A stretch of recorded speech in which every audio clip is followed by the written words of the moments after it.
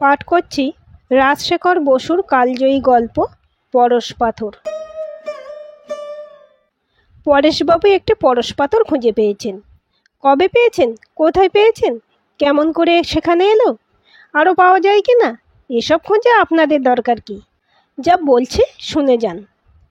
পরেশবাবু মধ্যবিত্ত মধ্যবয়স্ক লোক, পৈতৃক বাড়িতে থাকেন, ওকালতি করেন, রোজগার বেশি নয়, কোনো রকমের সংসার যাত্রা নির্বাহ হয়।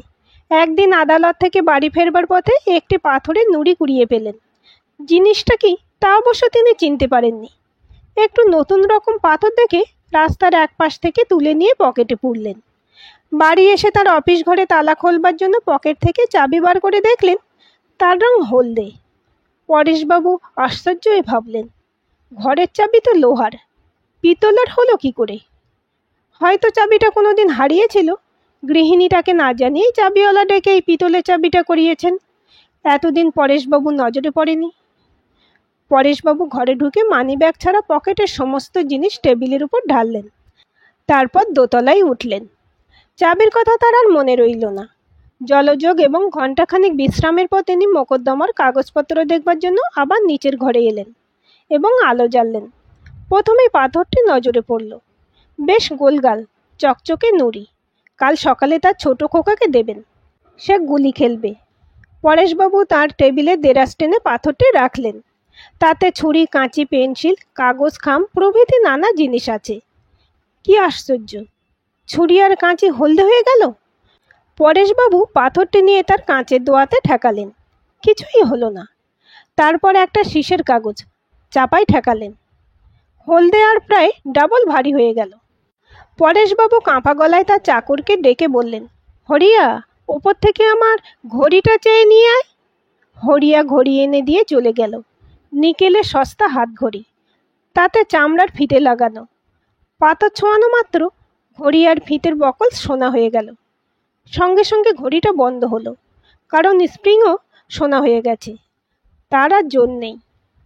পরেশবাবু কিছুক্ষণ হতভম্ব হয়ে রইলেন। ক্রমশ তার জ্ঞান হলো যে তিনি অতি দুর্লভ পরশ পাথর পেয়েছেন, যা ছোঁয়ালে সব ধাতুই সোনা হয়ে যায়। তিনি হাত জোর করে কপালে বারবার ঠেকাতে ঠেকাতে বললেন, জয় মা কালী, এত দয়া কেন মা? হরি, তুমি সত্য, তুমি সত্য। এ কি লীলা খেলছো বাবা? স্বপ্ন দেখছি না তো? পরেশবাবু তার বাঁ হাতে একটা প্রচণ্ড চিমটি কাটলেন, তবু ঘুম ভাঙল না। অতএব স্বপ্ন নয়। তার মাথা ঘুরতে লাগলো, বুক ধড়ফড় করতে লাগলো। শকুন্তলার মতন তিনি বুকে হাত দিয়ে বললেন, হৃদয় শান্ত হও। এখনই যদি ফেল করো, তবে এই দেবতার দান, কুবেরের ঐশ্বর্য ভোগ করবে কে? পরেশবাবু শুনেছিলেন এক ভদ্রলোক লটারিতে 4 লাখ টাকা পেয়েছেন শুনে আহ্লাদে এমন লাফ মেরেছিলেন যে কড়িকাঠে লেগে তার মাথা ফেটে গিয়েছিল। পরেশবাবু নিজের মাথা 2 হাত দিয়ে চেপে রাখলেন, পাছে লাফ দিয়ে ফেলেন। অত্যন্ত দুঃখের মতন অত্যন্ত আনন্দ কালক্রমে অভ্যস্ত হয়ে যায়। পরেশবাবু শীঘ্রই প্রকৃতিস্থ হলেন এবং অতঃপর তিনি কি করবেন তা ভাবতে লাগলেন। হঠাৎ জানাজানি হওয়া ভালো নয়। কোন শত্রু কি বাধা দেবে বলা যায় না। এখন শুধু তার গৃহিণী গৃহবালাকে জানাবেন, কিন্তু মেয়েদের পেটে কথা থাকে না। পরেশবাবু দোতলায় গিয়ে একটু একটু করে সইয়ে সইয়ে পত্নীকে তার মহা সৌভাগ্যের খবর জানালেন এবং 33 কোটি দেবতার দিব্যি দিয়ে বললেন, খবরদার যেন জানাজানি না হয়। গৃহিণীকে সাবধান করলেন বটে, কিন্তু পরেশবাবু নিজেই একটু অসামাল হয়ে পড়লেন। শোবার ঘরে একটা লোহার কড়িতে পরশ পাথর ঠেকালেন। কড়িটা সোনা হওয়ার ফলে নরম হলো, ছাদ বসে গেল। বাড়িতে ঘটি, বাটি, থালা, বালতি যা ছিল সবই সোনা করে ফেললেন। লোকে দেখে আশ্চর্য হয়ে ভাবতে লাগলো, এসব জিনিস গিল্টি করা হলো কেন? ছেলে, মেয়ে, আত্মীয়, বন্ধু নানা রকম প্রশ্ন করতে লাগলো। পরেশবাবু ধমক দিয়ে বললেন, যাও যাও, বিরক্ত করো না। আমি যাই করি না কেন, তোমাদের মাথা ব্যথা কিসের? প্রশ্নের ঠেলায় অস্থির হয়ে পরেশবাবু লোকজনের সঙ্গে মেলামেশা প্রায় বন্ধ করে দিলেন। মক্কেলরা স্থির করলে যে তার মাথা খারাপ হয়ে গেছে। এরপর পরেশবাবু ধীরে ধীরে অগ্রসর হতে লাগলেন। তাড়াতাড়ি করলে বিপদ হতে পারে। কিছু সোনা বেচে নোট পেয়ে ব্যাংকে জমা দিলেন। কোম্পানির কাগজ আর নানা রকম শেয়ারও কিনলেন। বালিগঞ্জে 20 বিঘে জমির উপর প্রকাণ্ড বাড়ি আর কারখানা করলেন। ইট, সিমেন্ট, লোহা কিছুরই অভাব ছিল না। কারণ কর্তাদের বশ করা তার পক্ষে এখন অতি সহজ। এক জায়গায় রাশি রাশি মরচে পড়া মটর ভাঙা লোহার টুকরো পড়ে আছে। জিজ্ঞাসা করলেন, কত দর? লোহার মালিক অতি নির্লোভ বললেন, জঞ্জাল তুলে নিয়ে যান বাবু, গাড়ি ভাড়াটা দিতে পারবো না। পরেশবাবু রোজ 10-20 মণ উঠিয়ে আনতে লাগলেন। খাস কামড়ায় লুকিয়ে পরশ পাথর ছোঁয়ান, আর তৎক্ষণাৎ সোনা হয়ে যায়। 10 জন গুর্খা দারোয়ান আর 5টা বুলডগ কারখানার ফটক পাহারা দেয়। বিনা হুকুমে কেউ ঢুকতে পায় না। সোনা তৈরি আর বিক্রি সবচেয়ে সোজা কারবার, কিন্তু রাশি পরিমাণে উৎপাদন করতে গেলে একলা পারা যায় না। পরেশবাবু কাগজে বিজ্ঞাপন দিলেন এবং অনেক দরখাস্ত বাতিল করে সদ্য এমএসসি পাস প্রিয়তোষ হেনরি বিশ্বাসকে 150 টাকায় বহাল করলেন। তার আত্মীয় স্বজন বিশেষ কেউ নেই, সে পরেশবাবুর কারখানাতেই বাস করতে লাগলো। প্রিয়তোষ প্রাতঃকৃত্য, স্নান, আহার ইত্যাদির জন্য দৈনিক 1 ঘন্টার বেশি সময় নেয় না। 7 ঘন্টা ঘুমোয়, 8 ঘন্টা কারখানার কাজ করে, বাকি 8 ঘন্টা সে তার কলেজের সহপাঠিনী হিন্দুলা মজুমদারের উদ্দেশ্যে বড় বড় কবিতা আর প্রেমপত্র লেখে এবং হরদম চা সিগারেট খায়। অতি ভালো ছেলে, কারো সঙ্গে মেশে না, রবিবার গির্জাতেও যায় না, কোনো বিষয়ে কৌতূহল নেই, কখনো জানতে চায় না এত সোনা আসে কোথা থেকে। পরেশবাবু মনে করেন তিনি পরশপাথর ছাড়া আরেকটি রত্ন পেয়েছেন, এই প্রিয়তোষ ছোকরা। সে বৈদ্যুতিক হাঁপড়ে বড় বড় মুচিতে সোনা গলায় আর মোটা মোটা বাট বানায়। পরেশবাবু তা এক মারোয়ারি সিন্ডিকেটকে বেচেন, আর ব্যাংকের খাতায় তার জমা অঙ্কের পর অঙ্ক বাড়তে থাকে। পরেশ গৃহিণী এখন ঐশ্বর্যের সীমা নেই। গহনা পরে তার সর্বাঙ্গ বেদনা হয়েছে, সোনার উপর ঘেন্না ধরে গেছে। তিনি শুধু 2 হাতে শাঁখা আর গলায় রুদ্রাক্ষ ধারণ করতে লাগলেন। কিন্তু পরেশবাবুর কার্যকলাপ বেশি দিন চাপা রইল না। বাংলা সরকারের আদেশে পুলিশের লোক পিছনে লাগলো। তারা সহজেই বসে এলো, কারণ রামরাজ্যের রীতিনীতি এখনও তাদের রপ্ত হয়নি। 10-20 ভরি পেয়েই তারা ঠান্ডা হয়ে গেল। বিজ্ঞানীর দল আহার নিদ্রা ত্যাগ করে নানা রকম জল্পনা করতে লাগলেন। যদি তারা 200 বছরের আগে জন্মাতেন তবে অনায়াসে বুঝে ফেলতেন যে পরেশবাবু পরশ পাথর পেয়েছেন। কিন্তু আধুনিক বিজ্ঞানে পরশ পাথরের স্থান নেই। অগত্যা তারা সিদ্ধান্ত করলেন যে পরেশবাবু কোনো রকম একটা পরমাণু ভাঙবার যন্ত্র খাড়া করেছেন এবং ভাঙা পরমাণু টুকরো জুড়ে জুড়ে সোনা তৈরি করছেন, যেমন ছেঁড়া কাপড় থেকে কাঁথা তৈরি হয়। মুশকিল এই যে পরেশবাবুকে চিঠি লিখলে উত্তর পাওয়া যায় না, আর প্রিয়তোষটা ইডিয়ট বললেই হয়। নিতান্ত পিড়াপিড়ি করলে বলে, আমি শুধু সোনা গলাই, কোথা থেকে আসে তা জানি না। বিদেশের বিজ্ঞানীরা প্রথমে পরেশবাবুর ব্যাপার গুজব মনে করে উড়িয়ে দিয়েছিলেন, কিন্তু অবশেষে তাঁরাও চঞ্চল হয়ে উঠলেন। বিশেষজ্ঞদের উপদেশ ঘাবড়ে গিয়ে ভারত সরকার স্থির করলেন যে পরেশবাবু ডেঞ্জারাস পার্সন, কিন্তু কিছুই করতে পারলেন না, কারণ পরেশবাবু কোনো বেআইনি কাজ করছেন না। ঐশ্বর্যবৃদ্ধি হলেও পরেশবাবু তার চাল বেশি বাড়াননি। তার গৃহিণীও সেকেলে নারী, টাকা ওড়াবার কায়দা জানে না। তথাপি পরেশবাবুর নাম এখন ভুবন বিখ্যাত। তিনি নাকি 4টে নিজামকে পুষতে পারেন। তিনি কি খান, কি পড়েন, কি বলেন তা ইউরোপ আমেরিকার সংবাদপত্রে বড় বড় হরফে ছাপা হয়। সম্প্রতি দেশ বিদেশ থেকে প্রেমপত্র আসতে আরম্ভ করেছে। সুন্দরীরা নিজে নিজে ছবি পাঠিয়ে আর গুণবর্ণনা করে লিখছেন, ডিয়ারেস্ট স্যার, আপনার পুরাতন পত্নীটি থাকুন, তাতে আমার আপত্তি নেই। আপনি তো উদার প্রকৃতি হিন্দু, আমাকে শুদ্ধি করে আপনার হারেমে ভর্তি করুন, নয়তো বিষ খাবো। এই রকম চিঠি প্রত্যহ রাশি রাশি আসছে, আর গিরিবালা ছো মেরে কেড়ে নিচ্ছেন। তিনি একটি মেম সেক্রেটারি রেখেছেন, সে প্রত্যহ চিঠি তর্জমা শোনায় এবং গিরিবালার অবজ্ঞার জবাব দেয়। গিরিবালার আগের বসে অনেক কড়া কথা বলে যান, কিন্তু মেমের বিদ্যা কম। শুধু একটি কথা লেখে, ড্যাম, অর্থাৎ দূর পোড়ার মুখী। গলায় দেবার দড়ি জোটে না তোর। ইউরোপের 10 জন নামজাদা বিজ্ঞানী চিঠি লিখে জানিয়েছেন যে পরেশবাবু যদি সোনার রহস্য প্রকাশ করেন তবে তারা চেষ্টা করবেন যাতে তিনি রসায়ন, পদার্থবিদ্যা আর শান্তি এই 3টে বিষয়ের জন্য নোবেল প্রাইজ একসঙ্গেই পান। এই চিঠিও পরেশগিন্নি প্রেমপত্র মনে করে মেমের মারফত জবাব দিয়েছেন, ড্যাম। পরেশবাবু সোনার দর ক্রমেই কমাচ্ছেন। বাজারে 115 টাকা ভরি থেকে 7 টাকা 10 আনায় নেমেছে। ব্রিটিশ সরকার সস্তায় সোনা কিনে আমেরিকার ডলার লোন শোধ করেছেন। ভারতে স্টার্লিং ব্যালেন্সও ব্রিটেন কড়াই গন্ডায় শোধ করতে চেয়েছিল, কিন্তু এদেশের প্রধানমন্ত্রী উত্তর দিয়েছেন, আমরা তোমাদের সোনা ধার দিইনি, ডলারও দিইনি, যুদ্ধের সময় জিনিস সরবরাহ করেছি, সেই দেনা জিনিস দিয়েই তোমাদের শুধতে হবে। অর্থনীতি আর রাজনীতির ধুরন্ধরগণ ভাবনায় অস্থির হয়ে পড়েছেন, কোনো সমাধান খুঁজে পাচ্ছেন না। যদি এটা সত্য ত্রেতা বা দাপর যুগ হতো, তবে তারা তপস্যা করে ব্রহ্মা, বিষ্ণু বা মহেশ্বরের সাহায্যে পরেশবাবুকে জব্দ করে দিতেন। চার্চিলকে আর সামলানো যাচ্ছে না।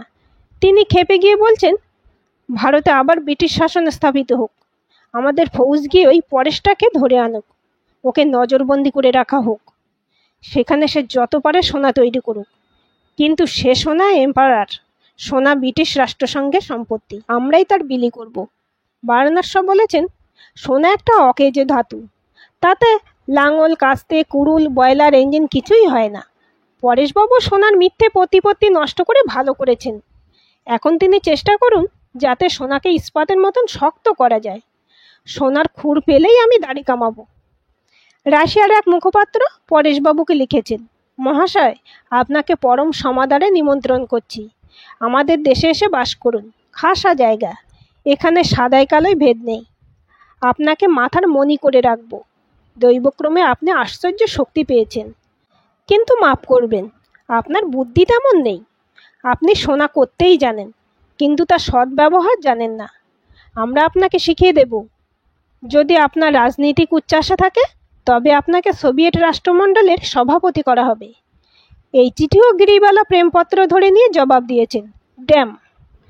পরেশবাবু সোনার দাম ক্রমশ খুব কমিয়েছেন, এখন 4.5 আনা ভরি।